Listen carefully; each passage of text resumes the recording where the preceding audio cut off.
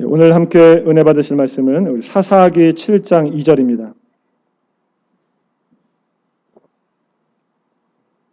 구약성경 371페이지 사사기 7장 2절 한 절 우리 같은 목소리로 함께 읽겠습니다. 여호와께서 기드온에게 이르시되 너를 따르는 백성이 너무 많은즉 내가 그들의 손에 미디안 사람을 넘겨주지 아니하리니 이는 이스라엘이 나를 거슬러 스스로 자랑하기를 내 손이 나를 구원하였다 할까 함이니라. 아멘. 사사기 7장에 있는 내용은 우리가 너무나 잘 아는 내용입니다. 기드온과 300용사가 미디안과 전투를 해서 이긴 내용입니다. 처음에는 32,000명이 왔죠. 근데 하나님이 너무 많다 그래서 두렵고 떠는 자들 22,000을 보내고 10,000명만 남았습니다. 이것도 많다 그래서 300명으로 추스립니다. 그래서 이 300명을 가지고 미디안과 전쟁을 벌이는데 무슨 엄청난 무기로 전쟁을 벌이는 것이 아니라 한 손에는 항아리 들고 안에 횃불을 넣고 한 손에는 나팔을 들고 가서 이제 이기게 됩니다. 오늘날로 말하면 한 손에는 후레쉬 들고 한 손에는 호루라기 막 삐삐 불면서 가서 전쟁에서 이긴 겁니다. 어떻게 그 나팔만 가지고 전쟁에서 이길 수 있었을까? 학자들은 이렇게 얘기해요. 고대 군대가 이제 행진할 때는 제일 앞에 전쟁을 알리는 나팔수들이 있습니다. 나팔수가 제일 앞에서 서게 되는데, 근데 군대가 아무리 많더라도 그렇게 많지는 않아요. 몇 명의 이제 나팔수들이 나팔을 부는데 이스라엘 백성들이 300명의 나팔수가 있는 거예요. 그러니까 이 본대는 얼마나 크겠느냐 이래 가서 지레 겁먹고 서로 죽이고 도망가고 이래서 이긴 것이 아니냐 이렇게 추정을 합니다. 그러나 모든 것은 다 하나님이 하신 것이죠. 그런데 하나님께서 이 전쟁을 통해 보여주고자 원하는 것이 무엇인가? 되게 많은 분들은 여기서 기드온의 300용사가 이제 미디안과 전투를 벌였는데 이 믿음이 참 대단하다, 용맹스럽다, 믿음을 본받아야 된다 이렇게 접근을 하기도 합니다. 근데 사실은 사사기를 차근차근 문맥을 따라서 읽어보면 대부분 어떤 기사가 많은가 하면 미디안과 전투한 내용보다 전투 전에 사사기 6장에서는 기드온과 하나님과 대화하는 장면, 전투를 준비하면서 믿음을 부어주고 기드온이 얼마나 믿음이 없는지, 그리고 7장에서도 전투 내용은 별로 나오지 않고 전투를 준비하면서 사람들을 보내고 두려워 떠는 기드온에게 다시 확신을 주시고, 그리고 7장 이후에는 전쟁한 이후에 기드온이 어떻게 쇠락해 가는지, 어떻게 타락해져 가는지에 대해서 나와 있습니다. 그래서 6장에 보면 우리가 잘 아는 것처럼 미디안을 우리의 손에 붙였습니까? 이 확인하는 작업으로 양털에만 물이 묻고 땅은 말라 있으면 믿겠나이다. 실제로 그렇게 됐죠. 그 다음날 하나님 한 번만 더요. 그래서 거꾸로 양털은 말라있고 땅은 젖어있으면 믿겠습니다. 실제로 그런 일들을 하면서 계속 믿음을 주는 것입니다. 이 기드온의 모습은 오늘날 우리의 신앙생활과 상당히 많이 연결이 되어 있는데 사실은 우리가 기드온입니다. 우리가 기드온이에요. 우리 안에는 기드온과 같은 속성이 다 있어요. 죄성인데 오늘은 그거를 좀 보려고 합니다. 그래서 오늘 이 본문을 중심으로 해서 하나님께서 기드온에게 무엇을 요구하시는지, 즉 하나님께서 우리들에게 무엇을 요구하시는지, 하나님이 원하시는 신앙생활이라고 하는 것은 무엇인지에 대해서 크게 두 가지로 살펴보려고 합니다. 첫째, 하나님은 백성이 너무 많기 때문에 백성을 줄이라고 하세요. 백성이 너무 많기 때문에 백성을 줄이라고 하십니다. 여러분 처음에 32,000명이 왔습니다. 32,000명이 많은 숫자입니까? 많은 숫자입니까? 네. 당시 미디안 군사가 몇 명이었죠? 잘 모르겠죠. 사사기 8장 10절을 보면 이렇게 말해요. 이때에 세바와 살문나가 갈골에 있는데 동방 사람의 모든 군대 중에 칼든 자 12만 명이 죽었고 그 남은 15,000명가량은 그들을 따라와서 거기에 있더라. 몇 명이에요? 덧셈 잘 못하시나요? 13만 5천 명. 그렇죠? 13만 5천 명이에요. 적군은 13만 5천 명인데 이스라엘은 3만 2천 명이에요. 4대 1입니다. 많은 숫자예요? 많지 않습니다. 절대 많지 않아요. 게다가 미디안 군대는 칼든 자라고 표현하고 있는데 오늘 본문에 보면 이스라엘 백성들은 그냥 백성으로 표현하고 있어요. 백성. 게다가 두려워 떠는 자가 22,000명이래요. 32,000명을 모았는데 절반 이상, 대부분의 사람들이 두려워 떨고 있는 거예요. 용사가 아닙니다. 그렇죠? 그런데 숫자적으로도 열세해요. 지금 엄청난 첨단 무기로 싸우는 게 아닙니다. 오늘날에는 숫자가 적더라도 첨단 무기로 싸우기 때문에 숫자가 적더라도 이길 수 있어요. 당시에는 대부분이 육박전입니다. 한 사람이라도 많은 쪽이 유리한 거예요. 근데 4대 1이에요. 13만 5천 대 3만 2천. 절대 많은 수가 아닙니다. 근데 하나님은 뭐라고 그러세요? 너무 많다. 너무 많대요. 그래서 2만 2천 명이 돌아가고 10,000명이 남았습니다. 이제 10,000명도 너무 많다고 그래요. 10,000명에서 이제 추스리는데 어떻게 추스리냐면 물가에서 물을 먹으라고 그러죠. 그래서 개처럼 엎드려서 핥아먹는 사람이 9,700명이고 손으로 떠서 먹는 사람이 300명이고 300명을 택하시죠. 어떤 사람들은 이게 손으로 떠서 먹는 게 전략 전술상으로 이게 옳다. 군인으로서 군인의 자세로 맞다. 이렇게 말하는데 군대 갔다 오신 분들은 아실 거예요. 사주 경계를 할 수 있기 때문에 엎드리면은 사주 경계를 못하기 때문에 위험해질 수 있습니다. 그래서 손으로 떠서 먹는 게 군인답다. 이렇게 말하는데 제가 보기에는 그래서 뽑은 게 아니라 그냥 적은 쪽이기 때문에 뽑은 것 같아요. 300명이기 때문에 뽑은 겁니다. 그렇죠? 하나님은 10,000명도 많다고 그러세요. 10,000명이면 몇 대 몇이에요? 13만 5천 대 만. 13대 1이에요. 13대 1. 이것도 많대요. 그래서 300명으로 줄입니다. 300명이면 몇 대 몇이에요? 계산이 빨리 안 되시죠? 450대 1이에요. 450대 1. 1대 13이면 어떻게 죽기 살기로 싸울 수도 있겠죠. 우리 옛날에 그 무용담 그런 거 있잖아요. 1대 10으로 이겼어. 뭐 이런 얘기들이 가끔, 그쵸? 있을 수 있어요. 450대 1이에요. 이거는 불가능합니다. 무슨 람보도 아니고, 영화에서. 근데 이 과정이 무슨 과정이냐? 기드온이 의지하고 있는 것들을 깨는 과정이에요. 그리고 기드온이 의지하고 있는 것이 얼마나 연약하고 나약한 존재인지를 하나님께서 밝히 드러내는 과정입니다. 지금 이 장소를 주목해야 되는데요. 사사기 7장 1절에 보면 이렇게 말해요. 여르바알이라 하는 기드온과 그를 따르는 모든 백성이 일찍이 일어나 어디? 하롯샘 곁에 진을 쳤고, 이 하롯이라고 하는 뜻이 뭐냐 하면 두려워 떨다 이런 뜻이에요. 두려워 떨다. 두려워 떨다라고 하는 이름을 가진 하롯샘 곁에 두렵고 떨고 있는 이스라엘 백성들, 두렵고 떨고 있는 기드온이 지금 있는 겁니다. 다 두렵고 떨고 있는 거예요. 기드온에게는 한 명이라도 더 필요해. 적군은 13만 5천 명이니까. 한 명이라도 더 필요해. 자기가 의지하고 있었던 군대예요. 근데 그들이 두렵고 떠는 자들은 다 가라 그러니까 그 전까지는 몰랐어. 얘네들이 두렵고 떠는지 잘 몰랐는데 2만 2천 명이 가는 거야. 아니 내가 의지하던 그 사람들이 이렇게 두렵고 떨고 있었어? 이게 아무것도 아니구나라고 하는 것을 지금 기드온에게 밝히 보여주고 있는 거예요. 여러분 인원이 절대적으로 부족하기 때문에 두렵고 떨고 있습니다. 그러면 인원이 적어서 두렵고 떨기 때문에 하나님이 그 인원을 좀 보충해 줘야 되지 않겠어요?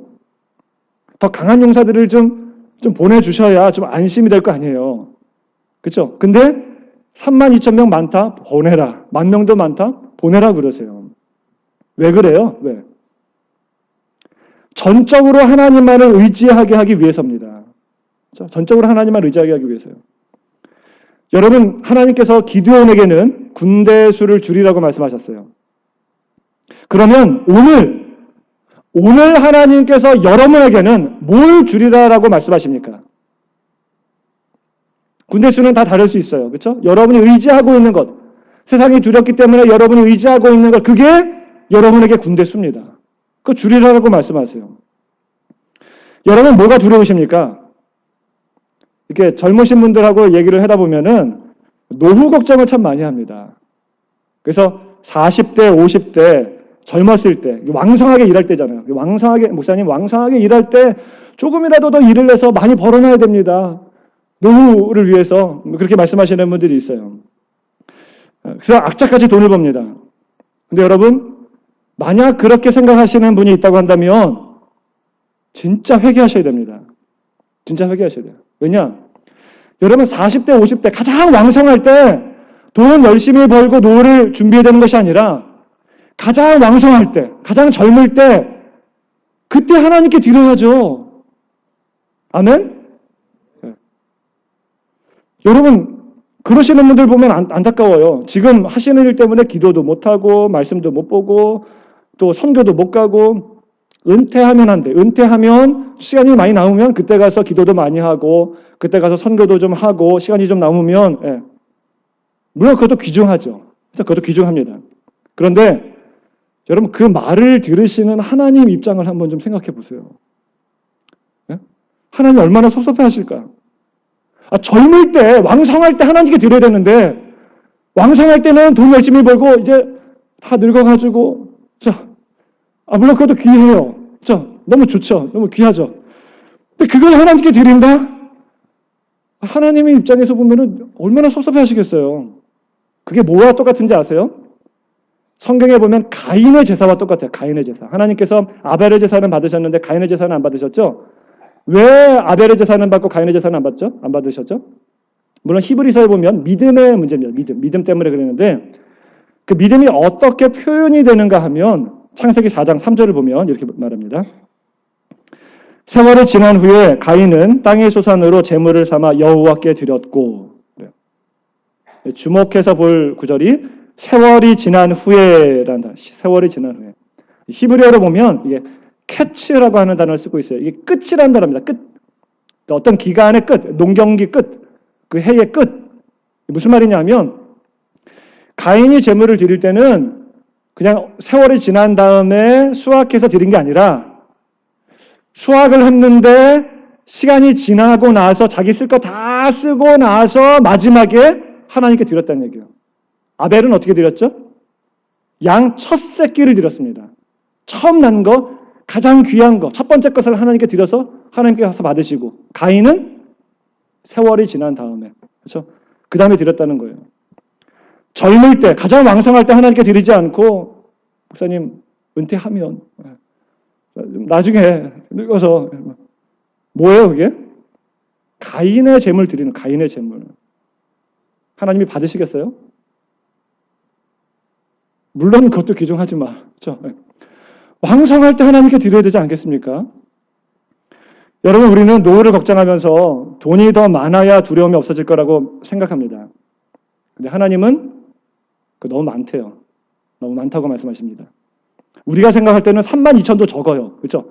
32,000 우리 교회에 뭐 부자 없잖아요. 제가 다 알거든요. 우리 교회 뭐 그렇게 큰 부자 없습니다. 하나님 저 힘들어요. 목사님도 힘듭니다. 다 아시잖아요. 근데 하나님이 그것도 많대요. 32,000도 많대요. 많은 게 아닌데 만으로 줄였어요. 이게 절대적으로 부족한 숫자입니다. 이것도 많대요. 더 줄이래요. 300명으로 족하다라고 말씀하십니다. 왜요? 하나님의 역사는 사람의 수에 달려있지 않기 때문에 그래요. 사람의 많고 적음에 달려있지 않기 때문에 그렇습니다. 여러분 혹시 그런 생각 안 해보셨어요? 내가 재산이 너무 많아서 하나님이 일하실 자리가 없는 건 아닌가? 물론 다 알아요. 여러분들 생활 뭐 어렵다는 거. 근데 다 많다고 하나님 말씀하시는 거예요. 그렇죠? 내가 지금 돈 버느라 바빠서 기도 못하고 하나님께 헌신하지 못한다라고 한다면 사람들은 그렇게 말해요. 좀 돈만 넉넉하면 내가 더 열심히 섬기겠습니다. 그런 날이 올까요? 절대 안 옵니다. 절대 안 와요. 절대 안 옵니다. 그렇죠? 오히려 그런 것 때문에 하나님을 섬기지 못합니다. 만약에 그런 것 때문에 하나님을 섬기지 못한다라고 한다면 그것 하나님이 줄이라고 말씀하세요. 줄이라고. 차라리 없는 게 낫습니다. 왜요? 돈이 없을 때는요. 하나님 의지해요. 돈 없을 때는 열심히 나와서 기도하거든요. 돈이 없기 때문에 나와서 하나님께 더 간절히 매달리고 하나님과 더 친밀하게 교제를 나눕니다. 혹시 여러분 가운데 내가 너무 건강하기 때문에 하나님이 일하실 자리가 없다라고 생각하신 적 없으세요? 어떤 분에게는 너무 건강해. 너무 건강하기 때문에 하나님이 일하실 자리가 없어. 그러면 차라리 건강하지 못한 게 낫습니다. 차라리 건강하지 못한 게 나아요. 왜 그래요? 여러분 실제로 그런 분들 있잖아요. 병에 걸리면요. 열심히 기도합니다. 평상시에는 기도도 안 해요. 근데 큰 병에 걸리면 하나님 나 좀 살려주옵소서. 기도하러 나옵니다. 그래서 이제 새벽 기도나 저녁 기도에 보면요, 가끔 생전 안 나오던 분이 어느 날 갑자기 나와서 막, 그것도 막 고래고래 소리 지르면서 막 기도해요. 제가 얼마나 가슴이 철렁거리는지, 막 심장마비 걸릴 것 같아요. 제발, 그래도 좀, 그래도 감사하죠. 그쵸? 감사한데, 왜 그래요? 왜 그래요? 그쵸? 차라리 없는 게 나아요. 없는 게. 없을 때 하나님과 더 가까워질 수 있습니다. 우리는 그래도 적다고 생각하는데 하나님은 많대요. 많다. 너무 많아. 너무 많아. 좀 줄이라라고 말씀하십니다. 여러분, 우리는 두려움을 없애기 위해서 자꾸 뭔가 쌓아놓으려고 그래요. 안전장치들을 자꾸 마련해 놓으려고 그럽니다. 그런데 우리가 안전하다고 생각되는 그것 조심하셔야 돼요. 정말 조심하셔야 됩니다. 제가 몇 년 전에 그 주일 설교를 하면서 그 오소리 사냥법에 대해서 말씀드린 적이 있었어요. 기억나시나요? 아주 좋은 예를 서 제가 다시 한번 말씀드리면, 오소리 아시죠? 너구리 이제 비슷한 건데, 이 오소리는요, 자신이 위험에 처했을 때를 대비해서 아주 안전한 굴을 파놓은대요. 튼튼하게, 안전하게, 자기 싹 들어가서 숨을 수 있을 만한. 근데 오소리 사냥꾼은 오소리가 딱 나타나면 오소리를 잡으러 쫓아가는데, 오소리를 딱 잡는 게 아니라 그냥 어슬렁 쫓아만 갔대요. 언제까지 쫓아가냐 하면 그 오소리가 굴에 쏙 숨을 때까지. 오소리가 굴에 쏙 숨으면 이 사냥꾼이 쫓아오다가 나를 도저히 못 잡겠지? 안전감을 느낀다고 합니다. 근데 그때 그 쏙 들어간 거를 발견하고서 오소리 사냥꾼은 옆에다가 불을 떼기 시작합니다. 불을 떼면서 연기를 막 피우기 시작합니다. 나중에 그 연기 때문에 오소리가 안에서 콜록콜록 기침하고 눈물 흘리고 콧물 흘리고 이러다가 도저히 참을 수 없어서 딱 나오면 그때 싹 잡아버리는 거예요. 오소리는 그 굴이 가장 안전한 곳이라고 생각했어요. 아무도 나를 건들지 못해. 근데 사실은 안전한 굴을 팠던 것이 아니라 자기 무덤을 파고 있었던 거예요. 가장 위험한 장소예요. 오늘날 세상에 오소리 같은 사람들이 얼마나 많은지 모릅니다. 여러 가지 안전 장치들을 마련해요. 열심히 일해서 안전한 굴을 파놓습니다. 젊었을 때 한 푼이라도 더 벌어야지. 인슈런스도 들고 또 안전한 집도 마련해놓고 연금도 붓고 건강의 굴도 파고, 물론 하지 말라는 거 아닙니다. 괜찮아요. 그런데 그것만 의지하는 거예요. 그래서 열심히 해서 더 넓은 굴을 팝니다. 더 깊은 굴을 팝니다. 더 튼튼한 굴을 팝니다. 때로는 그것 때문에 기도도 안 합니다. 하나님을 찾지도 않아요. 하나님과 멀어집니다. 주일도 빠집니다. 이 정도면 안전하다. 어느 누구도 나를 건들 수 없다라고 생각할 때에 그때 사탄이 불을 떼기 시작해요. 연기를 이렇게 내면서. 그러면 나중에 이제 콜록콜록 되면서 모든 시련과 환난과 나올 때 사탄이 싹 삼켜버립니다. 여러분이 안전하다고 생각하고 있는 그것, 열심히 파고 있는 그 굴, 사실은 안전한 게 아니라 가장 위험한 무덤을 파고 있는 겁니다. 그것만큼 위험한 게 없어요. 여러분, 이 세상에 안전한 곳이 있습니까? 안전지대가 있어요? 안전하면 벙커를 만든다, 안전한 시스템을 만든다 그러지만 이 세상에 안전한 곳이 아무 데도 없습니다. 미국도 그래요. 계속 총격 사건 막 일어나잖아요. 테러도 일어납니다. 그렇죠? 안전한 곳이 없어요. 미국이 가장 안전할 것 같았는데 안전하지 않아요. 그렇죠? 영적으로도 어두워져 가고 있습니다. 동성결혼이 합법화되고 있습니다. 합법화됐습니다. 안전한 나라인 것처럼 보이는데 가장 위험한 나라, 가장 영적으로 어두워져 가고 있는 나라가 되고 있습니다. 여러분, 이 세상에 안전한 곳은 없어요. 우리가 피할 곳이 없습니다. 오직 하나님밖에 없어요. 하나님밖에. 32,000명? 너무 많대요. 10,000명도 너무 많다고 하십니다. 적군에 비하면 결코 많은 수가 아니지만 하나님은 너무 많다고 하세요. 줄이라고 하십니다. 줄이라고 하는 또 다른 이유는 하나님이 쓰시기에 가장 편한 도구를 만들기 위해서 그래요. 저는 어렸을 때부터 그런 설교를 많이 들었습니다. 여러분, 하나님이 이제 사람들을 쓰시는데, 성도분들을 쓰시는데, 하나님은 어떤 사람을 쓰시나요? 어떤 사람을 쓰세요? 설교 중에 이런 얘기 많이 들었어요. 저는 어렸을 때 하나님은 믿음이 좋은 사람을 쓰신다. 하나님은 기도 많이 하는 사람을 쓰신다. 하나님은 실력이 좋은 사람을 쓰신다. 이런 얘기 들어보셨죠? 저만 들었나요? 네, 많이 듣고 자랐어요. 근데 실제로 그런가요? 성경을 보면 그렇지 않습니다. 전혀 그렇지 않아요. 하나님은 누구를 사용하시느냐?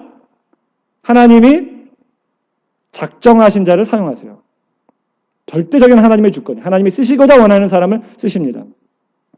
그 사람이 만약에 믿음이 부족하다라고 하면 믿음을 키워가세요. 그 사람이 만약에 기도가 부족하다라고 하면 기도를 키워가세요. 그 사람이 만약에 실력이 부족하다고 그러면 실력을 키워가십니다. 전적인 하나님의 주권이에요. 그런데 굳이 기준을 하나 말하라고 한다면 그것은 연약한 자, 가장 연약한 자, 가장 보잘것없는 자입니다. 왜 그런 자를 사용하시는가? 하나님이 쓰시기에 가장 편하기 때문에 그래요. 가장 편하기 때문에.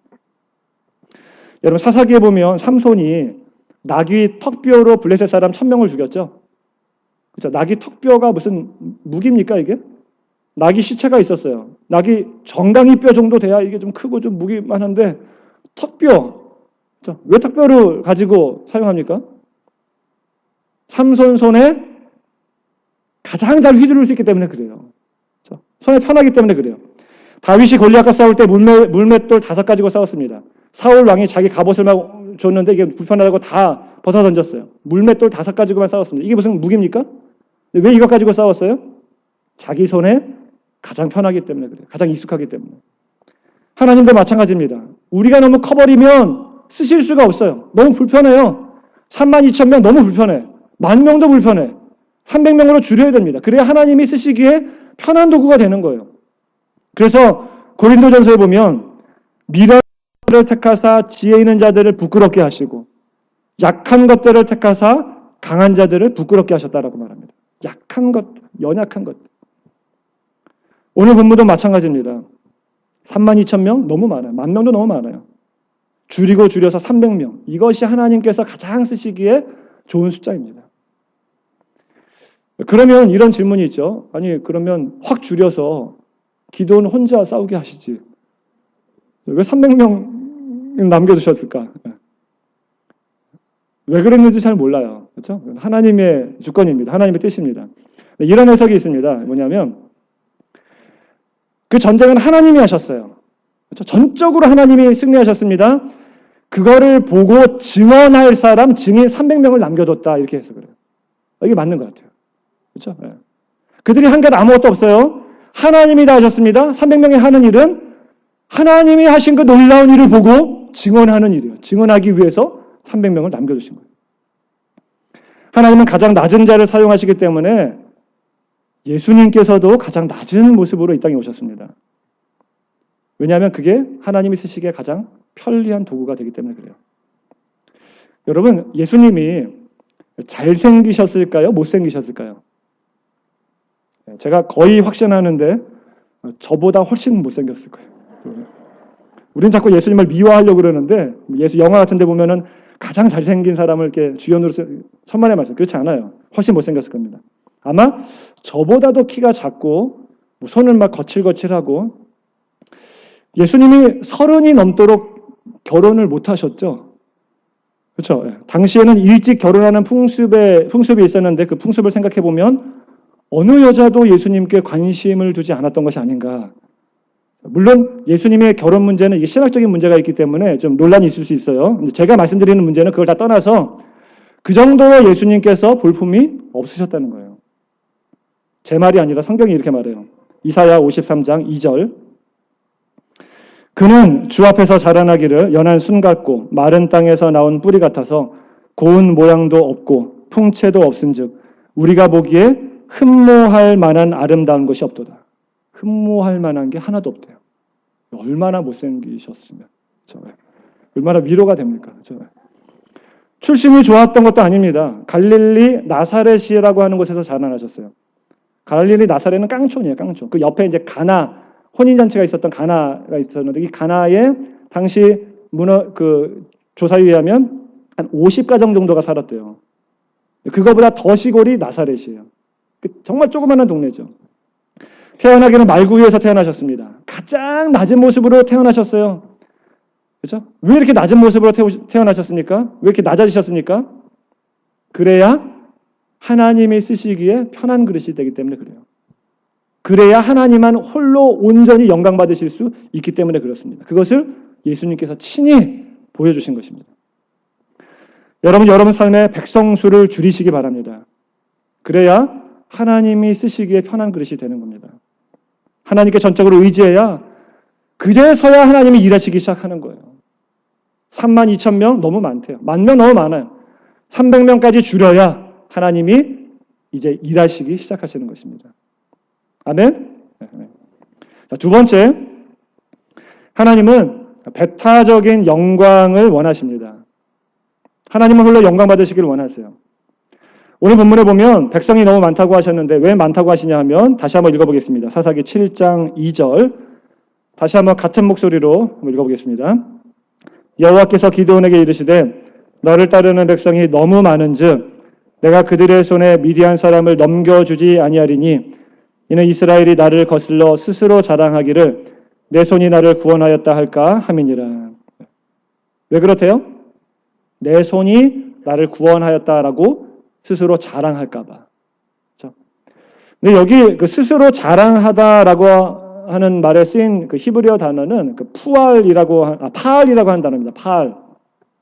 이게 우리 성경에서는 자랑이라고 쓰였지만 사실은 이 단어의 원래 의미는 뭐냐 하면 이 단어가 다른 곳에 쓰인 것을 한번 보면은 이렇게 번역되고 있어요. 이사야 44장 23절 한번 볼게요. 자, 읽어보겠습니다. 여호와께서 이 일을 행하셨으니 하늘아 노래할지어다. 땅의 깊은 곳들아 높이 부를지어다. 산들아 숲과 그 가운데의 모든 나무들아 소리내어 노래할지어다. 여호와께서 야곱을 구속하셨으니 이스라엘 중에 자기의 뭐를? 영광을 나타내실 것이미로다. 이 영광을 나타낸다라고 하는 것이 오늘 본문에 있는 단어와 똑같은 단어 파알이라고 하는 단어입니다. 하나 더 보겠습니다. 이사야 60장 21절 내 백성이 다 이롭게 되어 영원히 땅을 차지하리니 그들은 내가 심은 가지요 내가 손으로 만든 것으로서 나의 뭐를? 영광을 나타낼 것인지. 이 영광을 나타내다라고 하는 단어가 똑같은 단어예요. 파알이라고 하는 단어입니다. 따라서 오늘 본문에 스스로 자랑하기를 이라고 하는 단어는 사실은 스스로에게 영광을 돌려 이르기를 이라고 번역하는 것이 더 맞아요. 원문 뜻에 맞습니다. 여러분 신앙은 이 싸움입니다. 나에게 영광을 돌리느냐 아니면 하나님께만 영광을 돌리느냐. 이 싸움이에요. 이 싸움. 여러분 하나님께서 우리들에게 많은 것을 나눠주셨습니다. 그렇죠? 우리에게 생명을 주셨고 사랑하는 독자 아들 예수 그리스도를 우리에게 주셨습니다. 하나님의 기쁨을 우리와 함께 나누기를 원하시고 은혜를 나누시고 또 은사도 우리에게 나누어 주십니다. 하나님은 우리에게 나눠주기를 원하세요. 근데 하나님께서 절대로 인간과 나누기를 원하지 않는 것이 하나 있습니다. 절대로 나누지 않으시는 것이 하나 있어요. 그게 뭔지 아십니까? 영광이에요. 영광입니다. 영광은 절대로 사람과 나누지 않습니다. 그래서 이사야 48장 11절에서 이렇게 말합니다. 같이 한번 읽어보겠습니다. 나는 나를 위하며 나를 위하여 이를 이룰 것이라. 어찌 내 이름을 욕되게 하리요. 내 영광을 다른 자에게 주지 아니하리라. 하나님은 그 영광을 절대로 다른 자들에게 주지 않으신다라고 말합니다. 다른 건 다 나누어도 영광만큼은 절대 나누지 않으세요. 그런데 여러분 기드온의 모습이 어땠습니까? 기드온의 모습. 300명으로 이긴 것이 자기 힘으로 이겼습니까? 아니죠. 자기 힘으로 이긴 것이 아닙니다. 하나님께서 다 하셨습니다.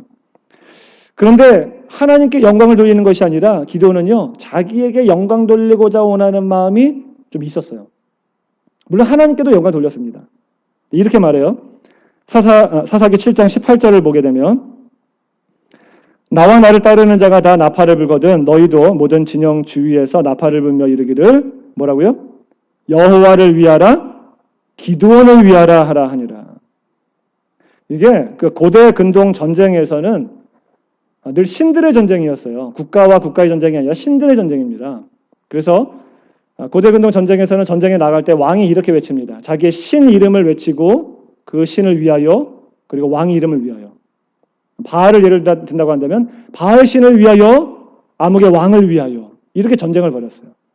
지금 기드온이 그와 똑같은 짓을 하고 있는 거예요. 하나님께만 영광을 돌리는 것이 아니라 하나님을 위하여 하나님께 영광을 안 돌리는 게 아니에요. 돌리긴 돌려요. 돌리는데 기드온을 위하여서도 이렇게 말을 하는 겁니다. 자기에게도 영광을 돌리는 것입니다. 이제 미디안 전투가 마친 이후에 이스라엘 사람들이 이렇게 말합니다. 사사기 8장 22절 보면 그때 이스라엘 사람들이 기드온에게 이르되 누가? 당신이 우리를 미디안의 손에서 구원하셨으니 당신과 당신의 아들, 당신의 손자가 우리를 다스리소서 하는지라. 이스라엘 백성들이 뭐라고 말해요? 기드온에게? 누가 구원했다고요? 기드온, 당신이 우리를 구원하셨으니. 어떻게 이런 일이 벌어졌습니까? 누가 했습니까? 누가 구원시켰어요? 하나님이 하셨죠? 근데 왜 기드온 보고 그래요? 기드온이 그렇게 행동을 한 거예요. 기드온이. 이렇게 말하는 이스라엘 백성들에게 기드온은 뭐라고 말해야 맞습니까? 아니야, 내가 한 것 하나도 없어. 다 전적으로 하나님이 하셨어. 하나님께만 영광을 돌려드려. 이렇게 말해야 되는데 그런 말 하지 않아요. 물론 이렇게는 말합니다. 다음 구절에 기드온이 이렇게 말해요. 8장 23절에 보면 기드온이 그들에게 이르되 내가 너희를 다스리지 아니하겠고 나의 아들도 너희를 다스리지 아니할 것이요 여호와께서 너희를 다스리시리라 하니라. 이스라엘 백성들이 기드온을 왕으로 삼고자 했습니다. 그랬더니 나는 왕이 아니야. 내가 다스리는 게 아니야. 하나님이 여러분을 다스릴 것입니다. 이렇게 말하죠. 이건 옳은 말이에요. 잘한 거예요. 그렇죠? 잘한 겁니다. 그런데 이런 기드온의 속마음 가운데는 여전히 스스로 왕이 되고자 하는 마음이 있었어요. 어떻게 알 수 있냐고요? 기드온이 나중에 아들을 낳는데 그 아들 이름이 뭐죠? 아비멜렉. 그렇죠? 아비멜렉의 뜻이 뭐냐면 아비하면 나의 아버지라는 뜻이고 멜렉 하면은 왕이라는 뜻이에요. 왕. 나의 아버지가 왕이래요. 아들을 낳고 아들 이름을 나의 아버지가 왕이다. 누가 왕이라는 얘기예요, 그러면? 내가 왕이라는 얘기죠? 그렇죠? 그 마음이 있었던 거예요. 하나님께 영광을 안 돌리는 것은 아니에요. 하나님께도 영광을 돌려요. 돌리긴 돌리는데 여전히 내 마음 가운데 내가 왕이 되고자 원하는 마음이 기드온에게 있는 겁니다. 그래서 이 전쟁이 끝나고 나서 기드온이 하는 행동들을 보게 되면 왕들이 했던 것처럼 행동을 하거든요. 사사기 8장 24절부터 27절까지 좀 긴데 제가 읽어보겠습니다. 읽으시면서 이게 뭐와 연관이 되는지, 뭐가 연상이 되시는지 한번 보시면서 한번 읽어보세요. 자, 읽겠습니다. 기드온이 또 그들에게 이르되 내가 너희에게 요청할 일이 있으니 너희는 각기 탈취한 귀고리를 내게 줄지니라 하였으니 이는 그들이 이스마엘 사람들이므로 금 귀고리가 있었습니다. 무리가 대답하되 우리가 즐거이 드리리이다 하고 겉옷을 펴고 각기 탈취한 귀고리를 그 가운데에 던지니 기드온이 요청한 금 귀고리의 무게가 금 1700세겔이요 그 외에 또 초승달 장식들과 패물과 미디안 왕들이 입었던 자색 의복과 또 그 외에 그들의 낙타 목에 둘렀던 사슬이 있었더라. 27절 기드온이 그 금으로 에봇 하나를 만들어 자기의 성읍 오브라에 두었더니 온 이스라엘이 그것을 음란하게 위함으로 그것이 기드온과 그의 집에 올무가 되니라.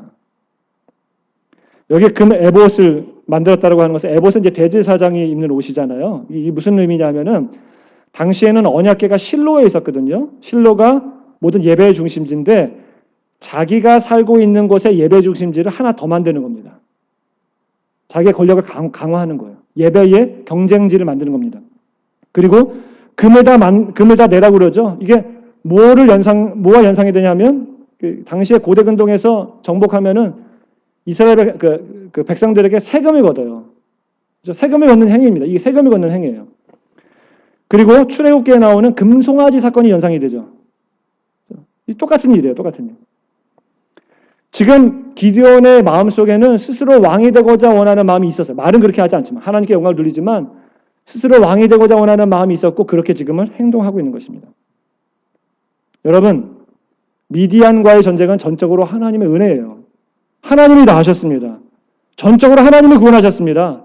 그런데 하나님이 베푸신 그 은혜를 이용하여 그 인혜로 자기 자신을 높아지게 하려고 하는 마음, 그게 기드온의 마음이에요. 전적인 하나님의 은혜인데 내가 한 게 아무것도 없는데 그 은혜를 사용하여서 내가 높아지려고 하는 거예요. 이게 하나님께 엄청난 큰 죄입니다. 그런데 이런 모습이 우리들에게도 있습니다. 그렇죠? 우리들에게도 있어요. 우리가 구원받은 건 전적인 하나님의 은혜입니다. 근데 그 은혜를 사용하여 나를 자꾸 드러내려고 해요. 예를 들면 기도를 통하여서 자기 의의를 자꾸 드러내려고 합니다. 기도가 뭐예요? 기도의 원래 의미는 내가 죽는 거예요. 왜냐하면 내 힘으로 할 수 없으니까 하나님 이거 들어주세요. 두 손 두 발 다 들고 하나님만 전적으로 의지하는 건 아닙니까? 기도는 내가 죽는 거예요. 그렇죠? 항복하는 거예요. 그런데 그 기도라고 하는 행위를 나의 의의를 자꾸 드러내려고 그래요. 기도의 정의와 완전히 맞지 않죠? 그렇죠? 완전히 맞지 않습니다. 여러분, 이 세상의 모든 것이 다 하나님의 것이죠. 이 세상의 모든 것 다 하나님의 것입니다. 이 세상의 모든 것들을 다 하나님이 하십니다. 하나님이 주관하고 계세요. 그래서 로마서 11장 35절 36절에 보면 이렇게 말해요. 누가 주께 먼저 드려서 갚으심을 받겠느냐? 누가 주께 먼저 드려서 갚으심을 받겠느냐? 이는 만물이 주에게서 나오고 주로 말미암고 주에게로 돌아갑니다.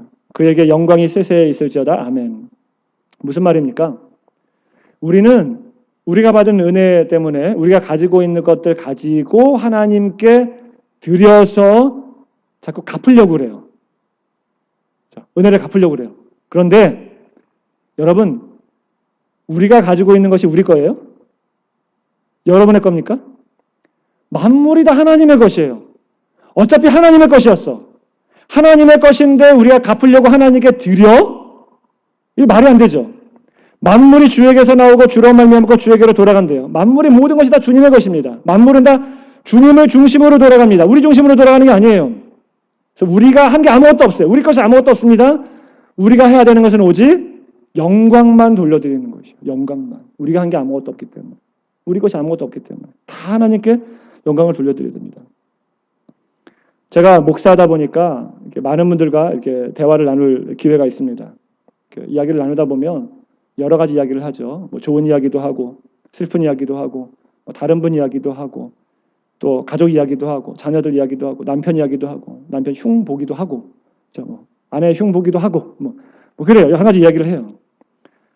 정확히 통계를 낸 건 아니지만 거의 90% 이상이 결론이 뭐냐? 나를 좀 인정해 주세요.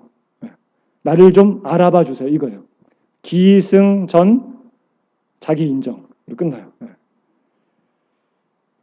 근데 여러분, 이 모습이 저에게도 있어요. 저에게도 있습니다. 제 안에도 칭찬받고자 원하는 마음이 불쑥불쑥 올라와요. 인정받고 싶어하는 마음이 그렇게 안 보이죠.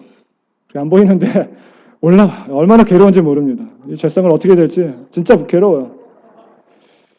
그래서 내가 이렇게 하나님의 영광을 가려서 내가 이 목사로서의 자질이 있나 이러면서 회개할 때가 참 많습니다. 진짜로. 예전에 박보영 목사님 모셨을 때 그런 말씀 전하셨죠. 목사님이 하루는 교회 나와가지고 2시간 동안 열심히 기도하셨대요. 기도하고 이제 일어나려고 그러는데 어느 집사님이 딱 들어오시는 거야. 지금 일어나면은 이 집사님이 아니 목사님이 뭐 조금밖에 기도 안 하고 일어나시네 이렇게 생각할까봐 2시간 동안 기도했는데 다시 앉으셔서 1시간을 기도하고 가셨대요. 그 말씀 기억나세요? 네. 여러분, 여러분 가운데는 혹시 이런 마음 없습니까? 인정받고자 원하는 마음. 그렇죠? 여러분, 예수님을 믿는 것은 늘 십자가를 지는 것입니다. 나는 죽고 예수로만 살고 또 내가 죽어야 하나님께만 영광을 돌려드리는 것인데 우리는 자꾸 내가 인정받으려고 하고 내가 칭찬받으려고 하고 하나님의 영광을 자꾸 가로채려고 합니다. 하나님께 영광을 돌리는 거 안 돌리는 게 아닙니다. 돌리긴 돌려요.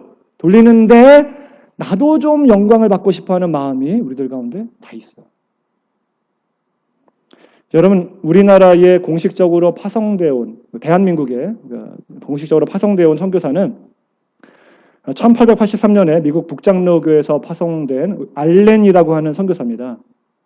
의사였는데 한국에 처음에 왔었을 때는 분이 뭐 머리가 노랗고 뭐 코가 크고 물론 조선이었으니까 볼 수가 없죠. 외국 사람들 볼 수가 없는데 신기하죠.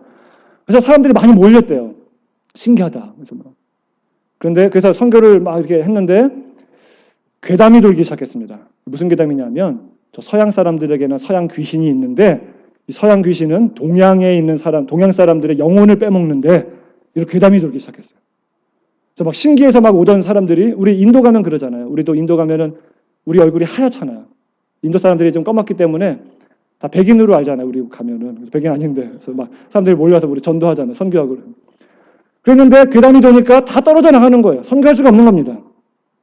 그러다가 1년 뒤에 1884년에 우리가 잘 아는 갑신정변이 일어나게 됩니다.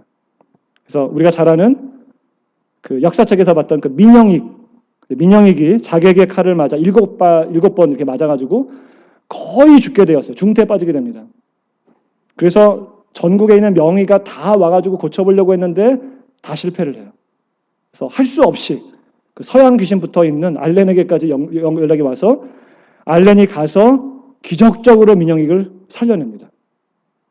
살려내면서 고종의 신임을 얻게 되고 그 집이 우리나라 최초의 현대식 그 병원인 제중원이 되고 그게 나중에 세버란스 병원이 되죠. 그렇죠? 여러분 그 일을 누가 했습니까? 하나님이 하셨어요. 알렌 선교사는요. 기록에 보면 1년제 의과대학을 나왔대요. 1년제. 1년을 나오고도 의사가 될 수 있는지는 잘 모르겠는데 1년 공부한 의사가 죽어가는 사람을 살렸어요. 자기 실력으로 살렸습니까? 아니에요. 하나님이 하신 거예요. 선교가 막히면 안 된다. 이 조선의 땅, 위대한 일을 하나님이 일을 해야 되는 이 땅인데 이래서는 안 된다라고 하나님께서 역사하신 거예요. 우리도 그렇습니다. 우리 교회 선교 많이 하는데 여러분 누가 한 거예요? 하나님이 하신 거죠. 우리가 한 건 아무것도 없어요. 우리는 그냥 쓰임만 받았습니다. 다 하나님이 하셨습니다. 그런데 우리들 가운데는 어떤 마음이 있냐면 하나님이 다 하셨는데도 불구하고 나도 좀 영광받고 싶다라고 하는 마음이 다 있어요. 내가 쓰임받는데 그것도 너무 감사한데 그것조차도 자랑을 삼으려고 하는 사람들이 너무 많다라고 하는 것이에요. 기도원과 같은 마음입니다. 예수님께서 이렇게 말씀하십니다. 누가복음 17장 10절에서 이렇게 말씀하세요. 같이 한번 읽어보겠습니다. 시작. 이와 같이 너희도 명령받은 것을 다 행한 후에 이르기를 우리는 무익한 종이라 우리가 해야 할 일을 한 것뿐이라 할지니라. 다 하고 나서 무익한 종이라 우리가 해야 할 일을 한 것뿐이라 할지니라. 열심히 섬기고 나서 우리가 할 말은 이거밖에 없어요. 무익한 종입니다. 주님, 우리가 할 일 한 것밖에 없습니다. 근데 여러분, 왜 하나님은 자신만 영광을 받고 싶어 하십니까? 네? 좀 너무 이기적인 거 아니에요, 하나님이? 아니, 기드온이 300명 데리고 가서 승리했어요. 그러면 간 것까지도 믿음이 좀 있는 거잖아요. 대단하잖아요. 죽을 각오를 하고 순종했잖아요. 그렇죠? 그러면 99.9%는 하나님께 돌려드리더라도 나머지 한 0.001% 정도는 그래도 기드온에게 좀 돌아줘도 좀 되는 거 아닙니까? 그렇죠? 근데 하나님은 그렇게 원하지 않으세요. 독점적으로, 배타적으로 자기 자신만 영광받기를 원하십니다. 나에게만 영광을 돌리기를 원하세요. 왜 그래요? 너무 이기적인 거 아니에요? 그 이유는 하나님이 이기적이기 때문이 아니라 사실은 하나님만 영광받는 것이 우리 인간에게도 가장 복된 것이기 때문에 그래요. 이게 가장 은혜로운 것이기 때문에 그렇습니다. 무슨 말이냐면 여러분 인간은 하나님의 영광을 위해서 창조됐죠. 그렇죠? 그래서 이사야 43장 7절을 보게 되면 이렇게 말합니다. 잘 보세요. 내 이름으로 불려지는 모든 자 곧 내가 내 영광을 위하여 창조한 자를 오게 하라. 그를 내가 지었고 그를 내가 만들었냐. 왜 창조하셨대요? 뭘 위하여? 내 영광을 위하여 창조한. 하나님의 창조 목적이 뭐냐? 하나님께 영광을 돌려드리는 거예요. 이게 우리의 창조의 목적이기 때문에 이 목적대로 사람이 살아갈 때에 가장 인간다워지는 거고 이렇게 될 때 우리의 영이 반응을 해요. 이게 가장 큰 복이에요. 하나님께만 영광, 사람이 영광이 아니라 원래 창조 목적이 그렇기 때문에 다 하나님께 온전히 영광을 돌려드릴 때 우리가 가장 큰 은혜를 받고 가장 복된 삶을 영위하며 가장 인간다운 삶을 살게 되는 것입니다. 그래서 간단한 예로 여러분들 우리 이제 간증을 좀 하잖아요. 이제 간증을 하면 간증을 들을 때 제가 말씀의 삶 때도 말씀드렸는데 간증을 들을 때 어떤 간증이 은혜롭습니까? 자, 한국에 있었을 때는 이런 간증 많이 들어봤어요. 전도왕. 전도를 막 몇천 명씩 했다 그러면서 전도왕 간증을 하고 또 하나님께서 뭐 축복하셔가지고 뭐 엄청난 큰 기업을 이뤘습니다. 뭐 이런 간증하는 것들 많이 들어봤거든요. 근데 그런 간증 들으면 끝이 어때요? 그래도 잘났다. 이런 그런 마음이 들지 않아요? 예. 근데 정말 은혜 받는 간증은 뭐냐면 내가 깨어지고 내가 부서지고 내가 완전히 죽고 아직 회복이 안 됐어. 그럼에도 불구하고 그렇게 막 살고 있는데도 불구하고 하나님께서 어떻게 나에게 평안한 마음을 주시고 어떻게 은혜를 주시고 어떻게 하나님께서 여전히 나를 사랑하신다라고 하는 믿음을 주시고 기쁨을 주시는지 그런 얘기를 그런 간증을 들을 때 자신도 회복이 되고 들으시는 분에게도 큰 은혜가 됩니다. 그렇죠? 왜 그래요? 인간은 하나님께만 영광 돌려드리기 위해 창조되었습니다. 그래서 하나님이 영광 받으실 때 인간의 영이 가장 잘 반응하기 때문에 그렇습니다. 저도 목장 모임이나 이제 초원 모임을 하게 되면요, 제가 인도할 때 다른 얘기하면 별로 은혜를 못 받아요. 근데 제가 망가지는 이야기, 제 아내와 싸운 이야기, 낭망한 이야기, 뭐 이런 얘기하면 그렇게 위로를 받았대요. 그렇게 은혜를 받았다. 목사님도 그러시는군요. 여러분, 내가 죽어야 하나님이 영광 받으시는 거예요. 그래야 우리에게도 은혜가 되는 것입니다. 많은 그리스도인들이 믿음을 어떻게 생각하느냐? 믿음을 어떻게 생각하느냐면요. 내가 죄인인데 이 죄를 위해서 예수님께서 십자가에 달려 돌아가셨다. 그 사실을 믿으면 구원받는다라고 생각을 해요. 맞죠? 맞습니다. 근데 거기까지만 생각해요. 그래서 십자가 지시는 분은 예수님이고 우리는 믿기만 하면 돼 이렇게 생각해요. 성경이 그렇게 말합니까? 아니에요. 온전한 믿음이 아닙니다. 온전한 믿음은 뭐냐? 사도 바울이 이렇게 말합니다. 갈라디아서 2장 20절 우리가 잘 아는 말씀인데 같이 한번 읽어보겠습니다. 내가 그리스도와 함께 십자가에 못 박혔나니 그런즉 이제는 내가 사는 것이 아니요 오직 내 안에 그리스도께서 사시는 것이라. 이제 내가 육체 가운데 사는 것은 나를 사랑하사 나를 위하여 자기 자신을 버리신 하나님의 아들을 믿는 믿음 안에서 사는 것이라. 뭐라고 그래요? 내가 그리스도와 함께 십자가에 못 박혔나니. 이게 참 믿음 안에서 사는 것이다 라고 말합니다. 이게 진짜 믿음입니다. 여러분, 내가 죽어야 돼요. 내가 십자가 져야 하나님이 영광 받으시는 겁니다. 내가 조금이라도 영광 받고자 원한다고 한다면 거기서 하나님께서 전적으로 영광 받지 못하십니다. 가리게 되는 것입니다. 말씀을 맺겠습니다. 여러분, 오늘 본문을 통해서 하나님께서 우리들에게 두 가지를 말씀해 주십니다. 첫째, 백성이 너무 많으니 줄이라고 말씀하세요. 백성은 우리가 두렵기 때문에 의지하고 있는 것들입니다. 그게 돈일 수도 있고 사람일 수도 있고 명예일 수도 있고 권력일 수도 있고 사람마다 다 달라요. 그런데 그거 내려놓으래요. 내가 생각할 때는 적은데 32,000도 적고 10,000명도 적은데 하나님은 여전히 많다라고 말씀하십니다. 300명까지 낮추래요. 왜요? 그래야 하나님이 일하실 수 있기 때문에 그래요. 그래야 하나님이 쓰시기에 편한 것이 될 수 있기 때문에 그런 것입니다. 우리가 가장 안전하다고 생각하는 것이 가장 위험한 것임을 여러분들 명심하시기 바랍니다. 안전한 굴을 파는 것이 아니라 우리가 죽을 무덤을 파고 있는 줄도 모른다라고 하는 사실을 여러분 기억하시기 바랍니다. 두 번째, 전적으로 하나님께만 영광을 돌리라라고 말씀하십니다. 모든 것이 다 하나님의 것이에요. 하나님이 다 하셨습니다. 하나님이 영광 받으시기 원하시는 이유는 이기적이기 때문이 아니라 사실은 우리에게 더 큰 은혜를 베풀고자 원하는 하나님의 놀라운 뜻이 있는 것입니다. 여러분, 우리가 정말 죽어야, 십자가 져야 우리 하나님이 온전히 영광 받으실 수 있게 됩니다.